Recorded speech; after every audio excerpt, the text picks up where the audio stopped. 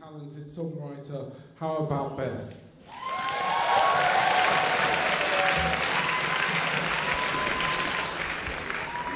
Right. Are you guys drunk yet? It's always slightly hectic and slightly chaotic, and I always get very flustered and slightly pink, and I'm looking forward to that happening as usual. Yeah, I absolutely love Book Slam. That's why I said at the beginning of my set I was really happy and to be here and I feel really lucky to be in a book because me and Book Slam go back a long way. I've done a few. It's much more fun, much more informal. I think it's fantastic the way Book Slam links books and poetry and music and new writing, and I think that's incredibly healthy and makes for a really entertaining, satisfying evening.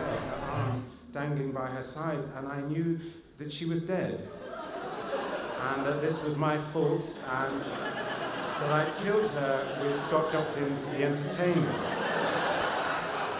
I'd stopped her heart. I mean, it's very different from other literary nights. It's the longest running, it's probably the biggest. I mean, on average we get between 300 and 500 people per event. We have a really diverse mix of authors at Book Slam. Literary heavyweights like Zadie Smith and Dave Eggers, William Boyd, Irvine Welsh, to kind of up-and-coming talent. Yeah, it's a great night. I mean, you know, where else do you get 300 people sitting there and listening to literature and whooping and shouting? And they really, really listen, but it's this lovely vibe. It's at its best now. It's quite a treat, as sure as Welshmen like to sing young Jersey Cox on everything. Walls and blackboards, desks and chairs, he carved them into camembert, he scribbled them on toilet doors, left penile prints in chests of drawers, he crayoned dongs and Bibles and drew tiny ones upon his hand until no stretch of schoolyard. There's always going to be like one or two things that you really like. There's music, there's booze. It's brilliant. Good night out.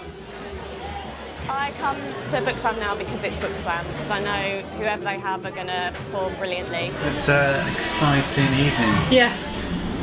It looks bad. Big mistake. I've always thought that book readings are fundamentally quite dull, and whenever I wanted to persuade any of my mates to come and listen to me read from one of my novels in Waterstones or whatever, it was impossible. So I thought there's no reason why you can't take book readings into a more comfortable and informal environment. So, my suggestion is, listen to me, look at him.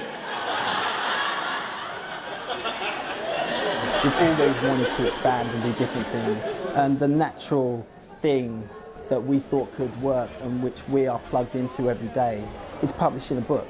I love the idea of having nights like this, and the amount of talent in that book as well. Like, it's a special thing, I think.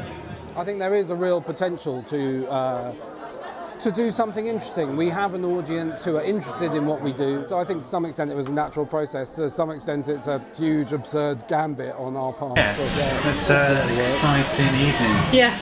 Dex. Call me sentimental, but there's no one in the world that I'd like to see get dysentery more than you. Taj Mahal, the 1st of August, 12 noon. I will find you. Love, Dexter. Thank you very much.